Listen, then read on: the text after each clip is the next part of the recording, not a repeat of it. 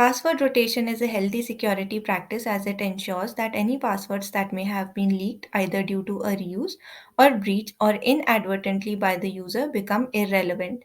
It is recommended to change your password periodically and never reuse it on another site or service. In this video, we will take a look at how you can change the password of an IAM user using AWS CLI. Make sure you have AWS CLI set up on your terminal.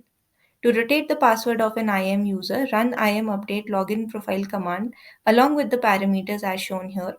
The parameter password reset required can be provided when we are setting a temporary password for the user and require them to set a new password during their next sign in.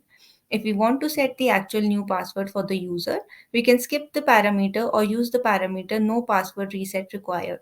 This will rotate the password for the IAM user. If you found this video helpful, do give it a thumbs up. Subscribe to our YouTube channel for more such interesting videos on cloud security.